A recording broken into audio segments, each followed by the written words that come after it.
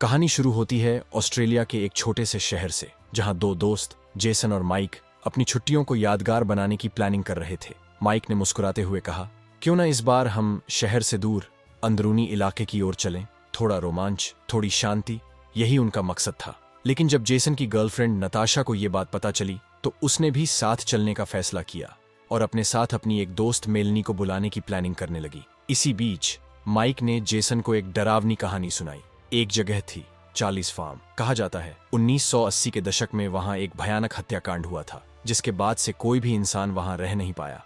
लोग कहते हैं वो जमीन आज भी खून और चीखों की अगली सुबह मेलनी पहुंचती है। और अब चारों, जेसन, माइक, नताशा और मेलनी, अपनी रहस्यमयी यात्रा के लिए निकल पड़ते हैं। रास्ते में जेसन सबको समझाता है, अब वहां पहुंचने के बाद कोई मोबाइल, कोई सोशल मीडिया नहीं, वहां सिग्नल नहीं है, और शायद कुछ चीजें ऐसी भी हैं जिन्हें दुनिया से जुड़े रहना बेहतर नहीं होता। कार धीरे धीरे जंगलों के बीच गुम होने लगती है और उनकी मुस्कानें अब एक डरावने अंजाम की तरफ बढ़ रही थीं। लंबे सफर के बाद कार आखिरकार रुकी। चारों दोस्त अब थके हुए थे, तो जेसन ने पास के एक छोटे से रेस्टोरेंट में रुकने का फैसला किया। वहीं बैठकर कॉफी पीते हुए माइक को अचानक ख्याल आया, क्यों न थोड़ा और पता किया जाए उस चार्ली के फॉर्म के बारे में। काउंटर पर बैठे एक बूढ़े आदमी से उसने बात शुरू की। वो आदमी था ब्लू, जो सालों से उसी इलाके में रह रहा था। उसके साथ उसका पुराना दोस्त फ्रेड भी था।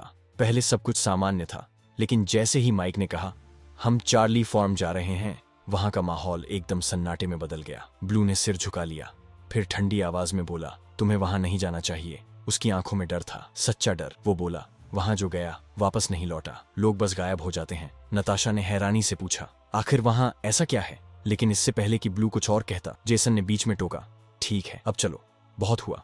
वो नहीं चाहता था कि बाकी लोग डरें या रुक जाएं। जैसे ही वो सब उठने लगे, अचानक फ्रेड बाहर से अंदर आया और बोला, ब्लू, जो कह रहा था वो तुम्हें रोकने के लिए था, पर अगर तुम लोग मानने वाले नहीं हो तो ठीक है। वो पास आया, मुस्कुराया और धीरे से बोला, मैं तुम्हें दिखाता हूँ चार्ली फॉर्म का रास्ता। ब्लू चिल्लाया, फ्रेड नहीं, पर अब देर हो चुकी थी। रेस्टोरेंट की खिड़की के पार दूर कहीं हवा में कुछ गूंजा, मानो किसी पुरानी आत्मा ने फिर से अपनी नींद तोड़ दी हो।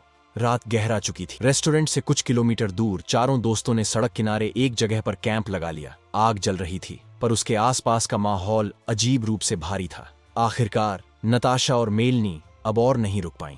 उन्होंने गुस्से में कहा, अब कोई तो हमें बताए, ये चार्ली फॉर्म आखिर है क्या? माइक ने हल्की मुस्कान के साथ कहा, ठीक है, सुनो। और फिर उसने वो कहानी सुनाई, वो कहानी जिसे इस इलाके में कोई जोर से बोलने की हिम्मत नहीं करता। कई साल पहले यहाँ एक दंपति रहा करते थे, जॉन विल्सन और उसकी पत्नी मेरिडिथ, साथ में उनका छोटा बेटा चार्ली। बाहर से वो एक सामान्य किसान परिवार लगते थे, पर अंदर से वो दरिंदे थे। जॉन एक सीरियल किलर था, जो रास्ता भटकने वाले टूरिस्ट्स को अपने फॉर्म पर बुलाता, फिर उन्हें मार डालता और उनके शरीर का इस्तेमाल भोजन की तरह करता था। उसकी पत्नी मेरिडिथ भी इस पागलपन में शामिल थी, जब तक उनकी चीखें खामोश न हो जाती। धीरे धीरे शहर वालों को शक हुआ। एक रात सबने मिलकर उनके फॉर्म पर धावा बोला। जॉन मारा गया, पर मेरिडिथ और छोटा चार्ली जंगल की ओर भाग निकले और फिर कभी नहीं दिखे। आग की लपटों में माइक की आंखें चमक रही थीं। वो बोला, और अजीब बात यह है कि जब पुलिस पहुंची तो फार्म में कोई लाशें नहीं मिली, सब गायब। मेलनी ने ठंडी सांस ली। अगर ये सब सच था तो किसी ने पुलिस को क्यों नहीं बुलाया? माइक चुप रहा, बस बोला, कहते हैं उस रात के बाद वहां जाने वाला कोई भी वापस नहीं लौटा।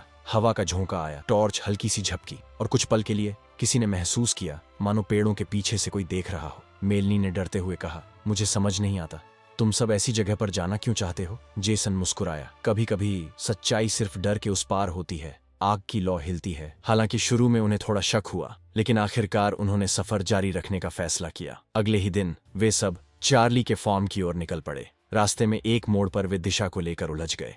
तब जेसन ने अपने दोस्त टोनी को फोन किया। टोनी ने उन्हें चेतावनी दी कि उस फॉर्म पर लोगों के गायब होने की कहानी कोई अफवाह नहीं है, वह सच है। उसने कहा कि जो भी फैसला लो, बहुत सोच समझ कर लेना। कुछ देर बाद उनका समूह उस फॉर्म के मुख्य गेट तक पहुंच गया, लेकिन गेट बंद था। मजबूरन उन्हें पैदल अंदर जाना पड़ा। फेंस कूदकर अंदर जाते ही उन्होंने देखा कि खेत बहुत विशाल है, इतना बड़ा कि कुछ देर में ही सब थक गए, खासकर दोनों लड़कियां जो बार बार आराम की बात कर रही थीं। आखिरकार लंबी और थका देने वाली चाल के बाद उन्हें एक पुराना उजड़ा हुआ घर दिखाई दिया, विल्सन परिवार का घर। जेसन ने कहा कि वे आज की रात यहीं गुजारेंगे। हालांकि नताशा और मेलानी को यह बात बिल्कुल पसंद नहीं आई। घर के अंदर जाते ही उन्हें टूटी फूटी चीजें, धूल और अंधेरा मिला। वहीं मेलानी को एक पुराना टेडी बियर दिखा, जिसे उसने उठाया और चुपके से अपने बैग में रख लिया।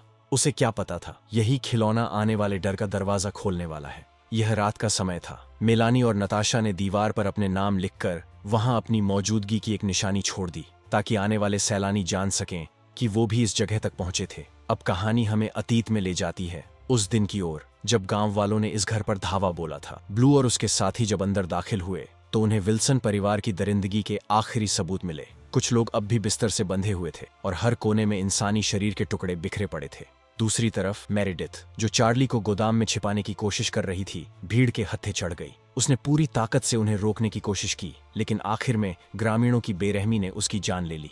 वहीं छिपा हुआ चार्ली सब कुछ बेबस होकर देखता रहा। दृश्य फिर वर्तमान में लौटता है, जहां जैसन और उसके दोस्त अगली सुबह इस जगह की खोज करने की योजना बना रहे हैं। सबके चेहरों पर उत्साह झलक रहा था। लेकिन रात में जब सब सो गए, मेलानी ने आधे सपने आधे होश में किसी को कमरे के बीचों बीच खड़ा देखा, जो उन्हें घूर रहा था। अगली सुबह जब सब उठे तो माइक ने देखा कि घर के बाहर दो अजनबी आ रहे हैं। उन्होंने अपना नाम गॉर्डन और अलीसा बताया, सिडनी से आए बैकपैकर, जिन्होंने भी इस भूतिया फोरम की कहानी कहीं सुनी थी और यहां तक पहुंच गए थे। लेकिन अजीब बात यह थी कि गॉर्डन और एलिसा को खुद ये तक याद नहीं था कि वो किस ग्रुप से इस जगह के बारे में सुने थे। फिर भी सबने उन्हें अपनापन दिखाया और बातचीत शुरू की। माहौल कुछ देर के लिए हल्का फुल्का लगने लगा। इसी दौरान मेलानी को एहसास हुआ कि उसकी टेडी बियर कहीं गुम हो गई है। उसे शक हुआ कि शायद उसके दोस्तों ने मजाक किया है। नताशा ने तुरंत जेसन और माइक से सच बताने को कहा, लेकिन दोनों ने इनकार कर दिया। तब मेलानी ने वो बात बताई जो उसने पिछली रात देखी थी, कमरे के बीचों बीच खड़ा वो साया जो उन्हें घूर रहा था। मगर किसी ने उसकी बात पर यकीन नहीं किया। सबने उसे बस एक बुरा सपना मानकर टाल दिया। खाना खाने के बाद सबने तय किया कि अब आसपास के इलाके को खोजा जाए। उन्होंने खुद को 3 जोड़ों में बांट लिया और वादा किया कि शाम ढलने से पहले वापस लौट आएंगे। इधर नताशा और जेसन साथ साथ एक रास्ते पर आगे बढ़ते रहे, लेकिन उन्हें अंदाजा भी नहीं था कि किसी की नजर उन पर टिकी हुई है, कोई जो दूर झाड़ियों के पीछे से चुपचाप उन्हें देख रहा था। उधर माइक और मेलानी को जमीन में एक अजीब सी गंध वाली गहरी दरार मिली। उन्होंने झांक कर देखने की कोशिश की, लेकिन अंधेरा और गहराई इतनी थी कि कुछ दिखाई नहीं दिया। थोड़ी देर बाद दोनों वहां से आगे बढ़े और एक नदी तक पहुंचे। माहौल शांति से भरा था और कुछ पलों के लिए डर जैसे गायब हो गया। दोनों ने नदी में उतरकर तैरना शुरू किया, पर उन्हें क्या पता था, पानी के नीचे कुछ उनका इंतजार कर रहा है। दूसरी तरफ एलिसा और गॉर्डन अब विल्सन परिवार के पुराने जर्जर गोदाम तक पहुंच चुके थे। अंदर कदम रखते ही दोनों को एक तेज सड़ांध भरी गंध ने घेर लिया, जैसे वहां कुछ बहुत पुराना पर हाल ही में छुआ गया हो। गोदाम के कोने में एलिसा की नजर एक बिस्तर पर पड़ी, जो बाकी सामानों की तरह धूल भरा नहीं था, बल्कि ऐसा लग रहा था जैसे अभी अभी किसी ने इस्तेमाल किया हो। माहौल धीरे धीरे डरावना होने लगा। कुछ देर तक खोजबीन करने के बाद जब उन्हें कुछ खास नहीं मिला तो दोनों ने वहां से निकलने का फैसला किया। लेकिन जैसे ही वो दरवाजे तक पहुंचे, हवा अचानक ठंडी हो गई। एलिसा घबराकर अंदर भागी और दरवाजे को बंद करने की कोशिश की, पर तभी उसके पीछे से एक भारी कदमों की आहट गूंज उठी। वो मुड़ी और सामने वहीं दिखा एक विशाल विकृत चेहरा, खून से लथपथ ओवरऑल पहने चार्ली विल्सन। एलिसा ने छिपने की कोशिश की, लेकिन बहुत देर हो चुकी थी। चार्ली ने उसे एक झटके में पकड़ लिया और अगली ही पल ट्रैक्टर की गड़गड़ाहट के बीच सब कुछ खत्म हो गया। उधर शहर में मौजूद जेसन का दोस्त टोनी, जो अपनी पत्नी के साथ था, बेचैन हो उठा। उसने जेसन को कई बार कॉल करने की कोशिश की, लेकिन कोई जवाब नहीं मिला। चिंता बढ़ने लगी और आखिरकार उसने खुद फार्म तक जाने का फैसला किया, ताकि देख सके कि वहां सब ठीक है या नहीं। इसी बीच फार्म पर वापस आते हैं, जहां माइक और मेलानी अब भी नदी किनारे हैं। हंसी मजाक और पानी की छींटों के बीच माहौल बिल्कुल शांत लगता है। लेकिन तभी मेलानी की नजर नदी के पार गई। वहां धुंध के बीच एक लंबा राक्षसी साया खड़ा था। वो धीरे धीरे सिर उठाता है और मुस्कुराते हुए हाथ हिलाता है। चार्ली अब उनके सामने था। माइक उस समय गुस्से में था और बिना कुछ सोचे समझे उसने तय किया कि वो उस आदमी से आमने सामने मिलेगा। उसे इस बात की परवाह नहीं थी कि उसने अपने शरीर पर कुछ भी नहीं लगाया।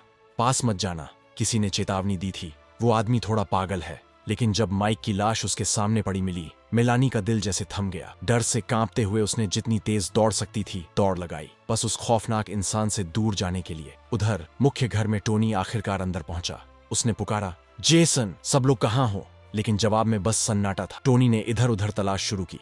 उसी बीच बाहर खड़ी नताशिया का सब्र टूट चुका था। वो पहले ही काफी देर से जेसन का इंतजार कर रही थी कि वो कॉन्डो में जाकर देखे। झुंझलाहट में उसने जेसन को आवाज लगाई, पर कोई जवाब नहीं आया। जिज्ञासा में वह खुद अंधेरे कॉन्डो में दाखिल हो गई। अचानक अंधेरे में से एक हाथ बढ़ा। वो जेसन था। उसने नताशिया को चुप रहने का इशारा किया और धीरे से मेज के पीछे खींच लिया। फुसफुसाते हुए बोला, मैंने उसे देखा है, बहुत बड़ा सा शरीर, इंसान जैसा नहीं। दोनों के बीच सन्नाटा छा गया। फिर अचानक जेसन ने नताशिया का मुंह ढक लिया, क्योंकि वो आ चुका था। भारी कदमों की आहट धीरे धीरे पास आने लगी, और जब चार्ली वहां से चला गया तो दोनों ने मौका पाकर गोदाम से निकल भागने की कोशिश की। दरवाजा जब किसी भी तरह नहीं खुला तो जेसन और नताशिया को मजबूरन कोने में छिपना पड़ा। उसी वक्त अचानक टोनी वहां पहुंचा और सीधा चार्ली से आमना सामना हो गया। अंधेरा इतना गहरा था कि टोनी को लगा सामने खड़ा शख्स शायद जेसन ही है, लेकिन जैसे ही किसी ने बंदूक उसकी तरफ फेंकी, टोनी समझ गया कि ये जेसन नहीं, कुछ और है। इसके बाद शुरू हुआ मौत का खेल।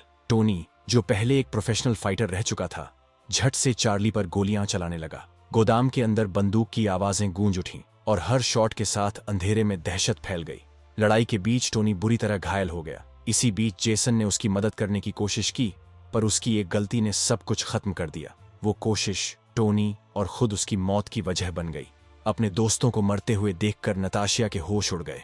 वो किसी तरह उस डरावने गोदाम से भाग निकली। घायल, थकी और रोती हुई वो भागते भागते एक पुरानी कार तक पहुंची, लेकिन तभी चार्ली वहां भी पहुंच गया। चार्ली ने उसे पकड़ लिया और अब नताशिया खुद को एक पुराने लकड़ी के कमरे में पाती है। वहां की हवा में एक भयानक, सड़ांध भरी बदबू थी, जैसे वहां किसी ने मौत को कैद कर रखा हो। लेकिन नताशिया ने हार नहीं मानी। उसने रस्सी खोलने में कामयाबी पाई और कमरे की दीवार में बने छोटे छेद से कुछ लकड़ी के टुकड़े तोड़कर बाहर निकलने का रास्ता तलाशने लगी। रस्सियों से आजाद होते ही नताशिया को सारा सच समझ में आ गया। वो जगह कोई साधारण गोदाम नहीं थी, वो थी इंसानों के मांस और आत्माओं को फेंकने की जगह। नताशिया ने कांपते हाथों से एक लॉकेट उठाया। वो जानती थी यही सबूत पुलिस तक पहुंचाना होगा। लेकिन तभी चार्ली लौट आया। उसकी भारी सांसें अंधेरे में जानलेवा सन्नाटा घोल रही थीं। नताशिया ने खुद को बचाने के लिए झटपट सीढ़ियों की तरफ दौड़ लगाई और ऊपर चढ़ने लगी। दिल तेजी से धड़क रहा था और तभी उसे अपने कंधे पर किसी का हाथ महसूस हुआ। वो पल ठहर गया। धीरे से उसने पीछे मुड़कर देखा। वो ब्लू था, वही स्थानीय आदमी जिसने पहले उन्हें चेतावनी दी थी। वो उसे बचाने आया था। दोनों किसी तरह गोदाम से बाहर निकल भागे। सांसें फूली हुई थीं। डर अब भी पीछा कर रहा था। लेकिन तभी चार्ली फिर सामने आ गया। उसने ब्लू के सिर पर जोरदार वार किया और ब्लू वहीं गिर पड़ा। आंखों में आंसू लिए नताशिया ने ब्लू की बंदूक उठाई और बिना झिझक सीधा निशाना लगाया। गोली की गूंज के साथ चार्ली जमीन पर गिर पड़ा। हमेशा के लिए सन्नाटा लौट आया। नताशिया ने यकीन करने के लिए उसके पास जाकर देखा। चार्ली अब सांस नहीं ले रहा था। वो धीरे धीरे बस की ओर बढ़ी, जहां चाबी फंसी हुई थी। कांपते हाथों से उसने उसे निकाला। लेकिन जैसे ही नताशिया ने बस की चाबी घुमाई, उसकी नजर सामने डैशबोर्ड पर पड़ी। वहां एक पुरानी तस्वीर रखी थी। तस्वीर में वही चेहरा था, चार्ली का, और सबसे डरावनी बात, वो मुस्कुरा रहा था। मतलब चार्ली अभी भी जिंदा था। और इसी के साथ खत्म होती है ये कहानी। अगर आपको यह कहानी पसंद आई हो तो वीडियो को लाइक करें, शेयर करें और अगली रहस्यमयी कहानी के लिए सब्सक्राइब करना न भूलें।